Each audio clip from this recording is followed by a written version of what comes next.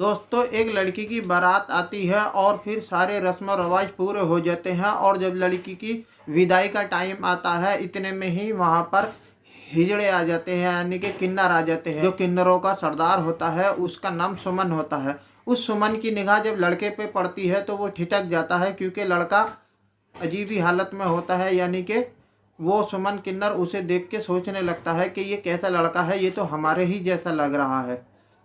वो ये सोच के हैरान हो जाता है और लड़की के घर वालों से कह देता है कि ये लड़का मर्द नहीं नामर्द है और ये लड़का हिजड़ा है, यानी कि हमारे ही जैसा है। लड़की की भाभी उस लड़कों को अपने साथ ले जाती है और उसे चेक करती है। दोस्तों, वो लड़की की भाभी कैसे उस लड़कों को चेक करती है, कैसे उसकी मर्दानगी का पता लगाती है, और हिजड़ों ने यानी कि किन्नरों ने उसे लड़कों को देख के कैसे पता लगाया कि वो लड़का किन्नर है। क्या होता है इस कहानी में, क्या उस लड़की की विदाई हो जाती है या बारात वापस चली जाती है, आओ जानते हैं पूरी इस कहानी को। आदाब, नमस्कार, सत श्री अकाल। मैं लेके हाजिर हूँ फिर से आपके सामने एक अजीबोगरीब हैरत अंगेज कहानी। ये कहानी उत्तर प्रदेश का एक जिला पड़ता है मुरादाबाद। मुरादाबाद का ही एक गांव की कहानी है। एक लड़की की बारात आती है और पूरे रस्म रिवाज निभाए जा रहे थे, और जब विदाई का टाइम होता है उससे कुछ देर पहले वहाँ पर किन्नरों की एक टोली आ जाती है और वो नाचने गाने लगते हैं और दुआएं देने लगते हैं। जब नाचते गाते उन्हें काफ़ी टाइम हो जाता है, तब वो लड़के के पिता की तरफ जाते हैं और उससे कहते हैं कि दूल्हा कहाँ है, हमने दूल्हे को नहीं देखा, हम उसे दुआएं देंगे और पैसे लेंगे। तब लड़के का पिता दूल्हा को बुलाता है, यानी कि अपने लड़कों को बुलाता है और वो किन्नरों के आगे कर देता है। जब किन्नर उस लड़कों को देखते हैं, यानी कि किन्नरों का जो सरदार होता है वो उस लड़कों को देखता है तो सन्न रह जाता है और ठिठक जाता है। वो ये सोचने पे मजबूर हो जाता है कि ये कैसा मर्द है, ये तो हमारे ही जैसा किन्नर लग रहा है, हिजड़ा लग रहा है। वो सोचने लगते हैं कि कहीं ऐसा ना हो कि ये हमारे ही जैसा हो, किन्नर हो, और इस लड़की की ज़िंदगी ख़राब हो जाए। क्यों ना हम इस लड़की की ज़िंदगी बर्बाद होने से बचा ले। वो ये सोच के उस लड़के के करीब आने लगते हैं। उस बात को दूल्हे का पिता भी भांप जाता है और वो जल्दी से अपनी जेब से 2000 रुपये निकालता है और किन्नर के सरदार को सुमन को दे देता है और उससे कहता है, अब तुम्हारा यहाँ काम खत्म हो गया, तुम जाओ। तब किन्नरों का सरदार सुमन कहता है कि अब तो हमारा नेक मिल गया है, लेकिन हम चले जाएंगे, दूल्हा से कुछ बात करना चाहते हैं। जहाँ दूल्हा बैठा हुआ होता है चारपाई पे, किन्नर वहाँ जाकर बैठ जाते हैं और सुमन उससे कहने लगती है कि तूने शादी तो कर ली, लेकिन इस लड़की के साथ सुहागरात कौन मनाएगा। दूल्हा का पिता पीछे खड़ा होता है। वो कहता है कि तुम कैसी बात कर रही हो, मेरे लड़के ने शादी की है, मेरा ही लड़का सुहागरात मनाएगा। तब किन्नर सुमन कहती है कि तुम्हारा लड़का मुझे लग तो नहीं रहा मर्द के वो सुहागरात मना ले, मुझे तो ये हमारे ही जैसा लग रहा है। दूल्हे का पिता गुस्सा हो जाता है, कहता है कि यहाँ से जाओ। इतने में ही सुमन किन्नर उस लड़के के जेबों में हाथ डालने लगते हैं। जेबों में हाथ डालने का तो एक बहाना होता है, वो हाथ डालने के बहाने उसके प्राइवेट पार्ट को टच करने लगते हैं, और जब वो प्राइवेट पार्ट पे हाथ डालती है सुमन तो उसे पता लगता है कि उसका प्राइवेट पार्ट तो है ही नहीं। वो सन्न रह जाती है और फिर वहाँ से उठ के लड़की के घर जाती है, और लड़की के घर जाने के बाद लड़की के माँ को और उसके रिश्तेदारों को इकट्ठा करती है और उनसे एक तरफ ले आके बताती है कि तुम अपनी लड़की की ज़िंदगी बर्बाद कर रहे हो, जिससे तुम शादी करना चाहते हो वो लड़का हमारे ही जैसा एक हिजड़ा है, वो मर्द नहीं है। तब लड़की के घर वाले कहते हैं कि तुम कैसे कह सकती हो।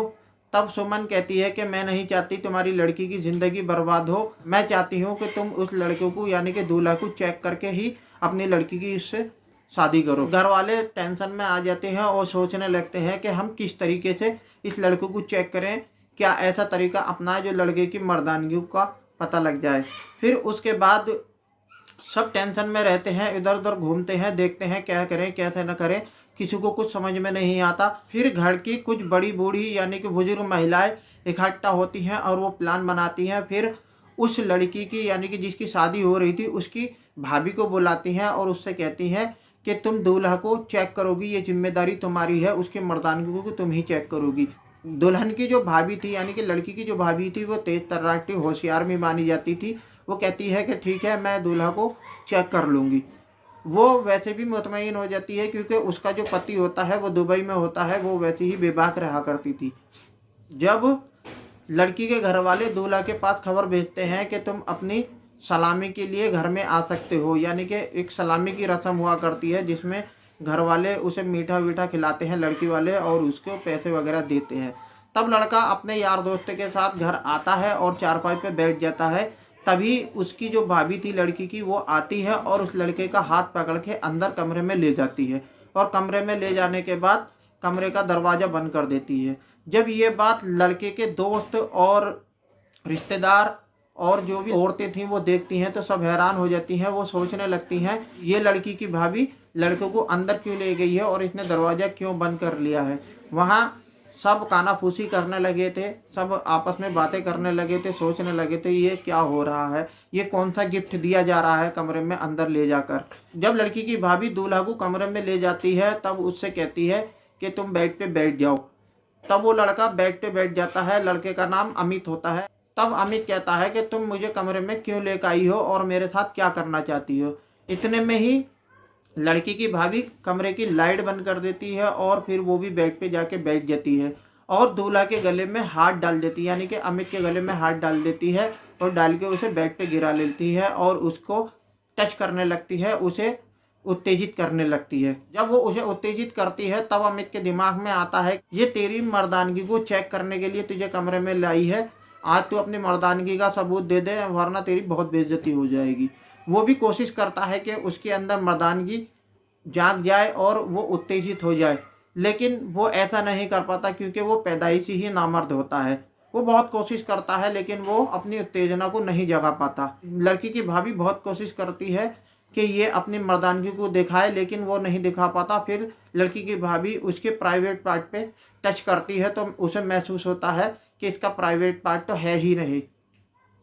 फिर वो उठ के बैठ जाती है और उससे कहती है कि तुम भी उठ के बैठ सकते हो। फिर वो कमरे की लाइट जला देती है और उससे कहती है कि तुम ये बताओ कि तुम नामर्द हो और क्यों तुम मेरी ननद की ज़िंदगी ख़राब करने के लिए तैयार हो गए। ये पूरी कहानी क्या है, क्या बात है। अमित टूट जाता है और कहता है कि मेरी कोई इसमें गलती नहीं, ये मेरे पिता की गलती है। वो दहेज लेने के लिए ऐसा कर रहे हैं क्योंकि वो बहुत लालची हैं। उन्होंने मेरी पहली भी शादी की थी दहेज के लालच में। मेरी जो पहली पत्नी थी वो भी 2-4 दिन रह के चली गई और अब मैंने बहुत मना किया अपने पिता से कि मेरी शादी मत करो, मैं शादी के लायक नहीं हूँ, लेकिन मेरे पिता नहीं माने और इन्होंने मेरी अब दोबारा शादी कर दी। तब लड़की की भाभी कमरे से बाहर निकलती है और अमित भी बाहर आ जाता है और वो लड़की की भाभी बाहर आके सारी बात बता देती है। फिर उस लड़के को और उसके दोस्तों को कमरे में बंद कर दिया जाता है और फिर वहाँ से कुछ लोग इकट्ठा होकर जाते हैं और जो बाराती थे उन्हें भी बंधक बना लेते हैं। उनमें से ही एक बंदा पुलिस को फ़ोन कर देता है और पुलिस भी आ जाती है। पुलिस के सामने सारी बात रखी जाती है। फिर पंचायत होती है और पंचायत के बीच में लड़के के बाप पे दंड डाला जाता है और उसे नालतें दी जाती हैं। उससे कहा जाता है कि तुम एक लड़की की ज़िंदगी ख़राब करने जा रहे थे। फिर उन पे 5 लाख का दंड डाला जाता है। फिर वो लड़के का बाप अपने यार रिश्तेदारों से पैसा इकट्ठा करता है और लड़की वाले को देता है और अपनी बारात को वापस लेके जाता है। लड़की की भाभी लड़की के पास जाती है तो लड़की रोने लगती है। तब उसकी भाभी कहती है कि रोने की कोई बात नहीं, तुम्हारी ज़िंदगी ख़राब होने से बच गई। हाँ, ये है कि तुम्हारी शादी नहीं हो पाई, कोई बात नहीं, कुछ दिन बाद हो जाएगी। अगर तुम किसी से प्यार करती हो तो तुम उसका मुझे नाम बता सकती हो, मैं तुम्हारी उससे शादी कराने की कोशिश करूँगी। तब लड़की कहती है कि मैं तुम्हारे ही भाई से प्यार करती हूँ, अगर तुम चाहो तो उससे पूछ सकती हो और उससे मेरी शादी करा सकती हो। ये बात सुन के भाभी खुश हो जाती है और जो भाभी का भाई था वो भी शादी में आया हुआ था। वो अपने भाई को बुलाती है और उससे कहती है क्या तुम मेरी ननद से शादी करना चाहते हो, वो तो तुमसे प्यार करती है, वो कह रही है। तो उसका भाई भी तैयार हो जाता है। भाभी अपने ससुर को बुलाती है और उससे सारी बात बताती है। फिर सारे रिश्तेदारों को ये बात बताई जाती है। फिर उसी टाइम उस लड़की के साथ भाभी के भाई के साथ शादी कर दी जाती है। फिर खुशियों का माहौल हो जाता है। फिर वो दोनों दूल्हा दुल्हन अपने घर चले जाते हैं और अपनी ज़िंदगी को हंसी खुशी गुजारने लगते हैं।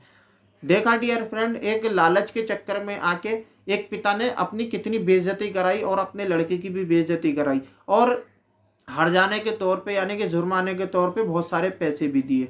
हमें लालच नहीं करना चाहिए। किसी से देने से दौलत की पूर्ति नहीं हो सकती। दौलत की पूर्ति तो सिर्फ अपने कमाने से होती है। डियर फ्रेंड, ये वीडियो आपकी कैसी लगी? वीडियो अच्छी लगी हो तो मेरे वीडियो को लाइक करें, चैनल को सब्सक्राइब करें और इस वीडियो में जो भी अच्छा बुरा लगा हो तो प्लीज़ कमेंट करके ज़रूर बताएं। जय हिंद, जय भारत।